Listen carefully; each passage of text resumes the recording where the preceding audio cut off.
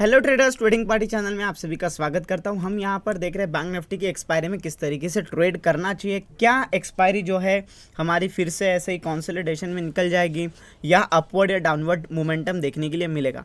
देखिए, बहुत important analysis होने वाला है क्योंकि कल का दिन अगर मोमेंटम में निकलता है तो बहुत बड़ा मोमेंटम देखने के लिए मिलेगा। 2-3 दिन का पेंडिंग मोमेंटम एक साथ हमको देखने के लिए मिलने वाला है। अगर कंसोलिडेट में जाता है तो बहुत बच के रहना है क्योंकि बैंक निफ्टी अगर आप देखोगे तो पूरा पैसा खा जाएगी। क्या एनालिसिस होना चाहिए, क्या आपका माइंडसेट होना चाहिए ट्रेड करते वक्त, आइए देखते। देखिए, मैं 1 डे, 1 वीक, 1 मंथ सारा मैं चार्ट मतलब स्टेप बाय स्टेप एनालिसिस करते आता हूँ। अब उतना डिटेल में मैं एनालिसिस नहीं कर रहा हूँ, मैं 15 मिनट के टाइम फ्रेम से स्टार्ट कर रहा हूँ। तो ये चीज़ आप ज़रूर समझो, आप अपना एनालिसिस भी एक बार लगाओ। अगर एनालिसिस मैच करता है तो फॉलो करो, अदरवाइज आप अपने सेटअप को फॉलो करना क्योंकि लॉन्ग टर्म में आपको उसी से फ़ायदा होगा। यहाँ से बस एक सजेशन लेते जाना कि क्या मेरी थिंकिंग है मार्केट को लेके। अगर आपकी मैच करती है तो वेल एंड गुड, नहीं मैच करती तो कहीं ना कहीं सिक्योर हो जाइए। देखिए कि क्यों अलग आ रहा है, अलग आता है तो आप अपना ही फॉलो करिएगा, बट पैसे कम लगाइए। क्योंकि देखिए, अगर मेरा भी सुन के लगा रहे हो तो पैसे कम लगाना, अपना सुन के लगा रहे हो तो भी पैसे कम लगाना, क्योंकि टिप्स एंड कॉल का काम नहीं दे रहा हूँ। बट जब भी हम कोई एनालिसिस करते हैं तो वो टिप्स एंड कॉल की तरह ही रिप्रेजेंट होता है। क्योंकि होता ही क्या, एनालिसिस का मतलब प्रेडिक्शन करना, प्रेडिक्शन का मतलब ही टिप्स एंड कॉल्स होता है। तो दोनों में फ़र्क समझो। एनालिसिस एक स्पेकुलेशन होता है कि मार्केट में क्या होने की संभावना है, ठीक है। तो आइए देखो, बैंक निफ्टी का जो ये चार्ट है ये अभी है 15 मिनट का चार्ट, जहाँ पे 2 दिन का चार्ट ना हमको कुछ ऐसे दिख रहा है। अब ये 2 दिन का चार्ट जो है ना, ये दोस्तों ये अपवर्ड है। अपवर्ड क्या होता है, देखो अपवर्ड का मतलब सिंपल सी बात है, मार्केट धीरे धीरे ऊपर निकल रही थी इस तरीके से। अब ये अपवर्ड वाला है, मार्केट ने हायर हाई पे अपवर्ड बनाया है, तो ये कंडीशन के हिसाब से मार्केट का डाउन साइड आना प्राइस एक्शन वाइज बनता तो है।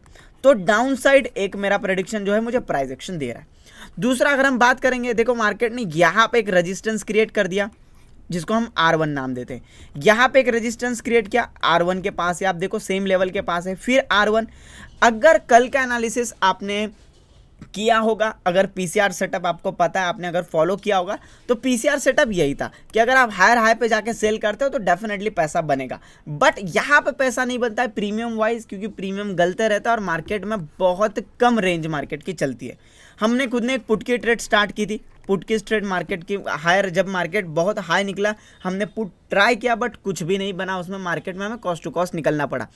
क्यों होता है ऐसा, देखो यहाँ पे जो एनालिसिस कर रहा हूँ ये मैं बैंक निफ्टी के चार्ट में कर रहा हूँ। हम बैंक निफ्टी को बाय या सेल नहीं करते, हम बाय या सेल करने वाले प्रीमियम को। तो प्रीमियम के कंसेप्ट भी आपके क्लियर होने चाहिए अगर आप ये देख रहे हो तो। देखो सिंपल सी बात है, हम क्या करने वाले, हम 47,700, 47,500, 47,450, 47,650। अब देखो ऊपर 50 रुपए की एक रेंज बन गई, नीचे 50 रुपए की एक रेंज बन गई। बस दोस्तों, ये रेंज को हमको फॉलो करना है। कैसे फॉलो करना है वो चीज समझो। अब यहाँ पे मैं अपनी जो स्ट्रैटेजी है, वो स्ट्रैटेजी मैं अपनी यहाँ पे लगाता हूँ। आप देखो कि वो क्या हमको रिजल्ट देती है। स्ट्रैटेजी के हिसाब से अगर हम FIS की बात करोगे तो FIS ने मुझे दिया है सेलिंग। अगर हम DIS की बात करोगे तो DIS ने मुझे दिया है बाइंग। अगर हम पीसीआर की बात करोगे तो पीसीआर का बैंक निफ्टी के लिए नंबर है 0.9 के आसपास, which is close to overbought. ये 3 नंबर प्लस अगर हम ऑप्शंस की बात करोगे, ऑप्शन में डाटा अगर हम देखते हैं, आइए मैं आपको दिखा देता हूं, वरना मैं सिर्फ बताता रहूंगा तो आपको समझ में नहीं आएगा उतना। यहां पे आते हैं, हम इसको करते हैं FI फ्यूचर एंड ऑप्शंस। अगर हम फ्यूचर एंड ऑप्शन की बात करें तो यहाँ पे एक चीज़ आप देख लो, ये है हमारा ऑप्शन का डाटा जहाँ पर मुझे 10,390 करोड़ का यहाँ पे दिख रहा है। अगर हम इंडेक्स की बात करोगे तो विच इज़ अराउंड 577, तो ये थोड़ा सा बुलिश साइड है। अब फ्यूचर एंड ऑप्शन का डाटा बुलिश साइड है, कैश का डाटा नेगेटिव साइड है। दोनों में फ़र्क ये है कि जब दोनों भी अपोजिट होते हैं तो हमको पैसा कम लगाना है। तो एक कंक्लूजन निकलता है रिस्क रिवॉर्ड। देखो ऐसी सेटअप, ऐसे स्ट्रैटेजी बनाओ जो आपके रिस्क मैनेजमेंट में हेल्प करे। जो रिस्क मैनेजमेंट में हेल्प कर पाए वो पैसे भले कम बनाएगा बट पैसे ज़रूर बनाएगा, ये चीज़ का ध्यान रखना। तो पहला एक है कि हमको पैसा कम यूज़ करना है। दूसरा, अगर किसी चीज़ में एक्सपायरी है, चीज़ मैं कह रहा हूँ यानी कि किसी इंडेक्स में अब अलग अलग इंडेक्स की अलग अलग एक्सपायरी चलती है। बैंक निफ्टी की एक्सपायरी की बात करेंगे। बैंक निफ्टी की एक्सपायरी अगर कल है और मुझे ट्रेड करना है तो एक रूल होता है 80-20 का, जहां पर अगर आपके बैंक अकाउंट में 10,000 रुपए है, ये मिनिमम तो होते ही है सबके पास, अगर 10,000 है तो 10,000 में से 8,000 आपके बैंक अकाउंट से बाहर होने चाहिए। 2,000 से आप मात्र ट्रेड करोगे, 2,000 से ट्रेड करोगे, इसका आपका जो है 50% रिस्क होता है, यानी कि आप 1,000 रुपए के रिस्क में ट्रेड करोगे। दैट्स ओवरऑल कैपिटल आपका 1,000 रुपए यूज होता है एंड इसी तरीके से आपको ट्रेड करना है। एक्सपायरी के दिन कमाने के चक्कर में, लालच के चक्कर में अगर आप 10,000 से ट्रेड करते हो तो शायद हो सकता है कि आप लकी निकल जाओ और आप बहुत बड़ा ट्रेड मार लो जहां पे आपका कैपिटल 10 गुना 20 गुना हो जाए, बट वो फिर आने वाले टाइम में आप गवा दोगे क्योंकि इसमें रिस्क मैनेजमेंट नहीं होता।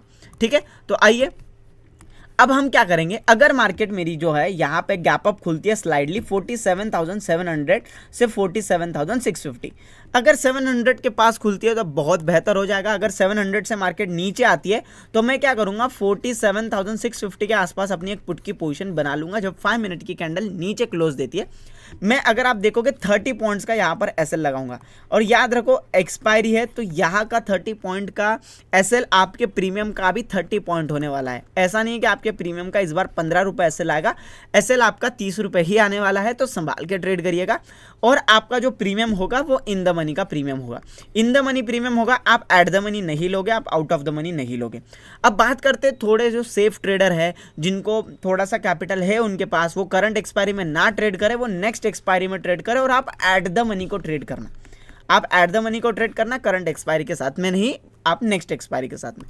तो ये मेरी पहली ट्रेड बनती है अगर मार्केट स्लाइडली गैप अप खुलता है या मार्केट यहाँ पे कहीं खुल के ऊपर जाके फिर नीचे आता है, तो एक बड़ी ट्रेड यानी कि लगभग 100 से 150 पॉइंट के प्रीमियम के टारगेट हम लेके चलेंगे। गॉट इट, यानी कि मार्केट जो है 47,450 500 तक आने की पॉसिबिलिटी हमको दिख रही है। अब ये पॉसिबिलिटी अगर मार्केट करती है तो एक अच्छी ट्रेड हमको देखने मिल गई। अगर मार्केट फ्लैट खुलती है तो कुछ भी करो, बस इस रेंज के अंदर आप कोई भी ट्रेड एग्जीक्यूट मत करो। दैट्स माई हम्बल रिक्वेस्ट, वरना आने वाला पैसा आने से पहले ही चला जाएगा, ना आप अपॉर्चुनिटी उठा पाओगे और आपका जो पास पैसा है वो भी चला जाएगा। मार्केट इसके बीच में इतना प्रीमियम कंजक्टेड करेगा, आपका इतना प्रीमियम डीके करेगा कि आप नहीं बच पाओगे और आपकी जो रनिंग पोजीशन है उसको निकालने का फिर आपका मन नहीं करेगा और आप सारा पैसा गवा दोगे। ये एक चीज़ हो गई। अगर मार्केट गैप डाउन खुलती है, which is a good thing for me, क्योंकि जो एक बड़ी लेवल है, ये जो बड़ा एक सपोर्ट की तरह काम कर रहा है, यही गैप डाउन से फिल आउट होता है। पहली कैंडल रेड मिलती है, ग्रीन मिलती है, थोड़ा सा कवर अप होता है। आप देखो कभी भी ऐसा नहीं होगा खुलते ही मार्केट एक रेड कैंडल बना दी, ऐसा होता है तो उसमें कोई एनालिसिस काम नहीं करेगा। बट अगर मार्केट खुल के रुकती है यहाँ पर 500 या 450 के बीच में आपको कोई ट्रेड मिलती है, डेफिनेटली आप 20 से 25 रुपए का एसएल लगाओ आपके प्रीमियम का एंड आप एक पुट की ट्रेड उठा सकते हो। हमारे जो टारगेट होंगे यहाँ पर 47,000 तक के हो सकते हैं, बट 47,100 आप पहले मान के चलो, क्योंकि आप एक साथ में 300 पॉइंट का अगर टारगेट लगा रहे हो तो विच इज़ गुड, वो बहुत अच्छी बात है। ठीक है, तो दोनों तरफ का मोमेंटम हमको ये दिखाई दे रहा है, हमको यहाँ से एक मोमेंटम दिखाई दे रहा है, हमको यहाँ से एक मोमेंटम दिखाई दे रहा है। क्या हो अगर मार्केट 47,700 के ऊपर ट्रेड करे तो विच इज़ लकी मार्केट, शायद मार्केट बुलिश के साइड में निकल जाए, सारे एनालिसिस फेल कर दे, तो मार्केट में आप कॉल ले सकते हो, जिसमें मैं इंटरेस्टेड नहीं हूँ, मैं कोई कॉल की पोजीशन यहाँ पर नहीं बनाने वाला। आई होप एनालिसिस मैंने डिटेल में क्या, लेवल के साथ में क्या आप लोगों को समझा होगा। जिन लोगों को एनालिसिस देख के नहीं समझता, उनको लगता है कि यार कुछ कुछ चीज़ें नहीं समझ में आती, जिनको ऑप्शन ट्रेडिंग का मतलब ज़्यादा नॉलेज नहीं है, वो मेरा कोर्स ज्वाइन करिएगा, फ्री में कोर्स में दे रहा हूँ। देखिए उसके पीछे के बहुत रीज़न है जहाँ पर हमको नॉलेज स्प्रेड करना है, तो डेफिनेटली यू शुड ज्वाइन। ये है, आपको जाना है tradingparties.in पे। आप जब भी आप जैसे सर्च करोगे tradingparties.in तो आपको देखने के लिए मिलेगा ये पेज, आपको जाना है, ज्वाइन नाउ पे क्लिक करना है। ज्वाइन नाउ करोगे तो आपको डिटेल भरनी है, आपको डिटेल भरेगा तो आपको इन्फॉर्म किया जाएगा सारे आगे के अपडेट्स के बारे में, आपके जीमेल आईडी और आपके मोबाइल थ्रू। आई होप आपको समझ में आया, आप ज्वाइन करोगे एंड मिलते हैं नेक्स्ट एनालिसिस के वीडियो में। Thank you.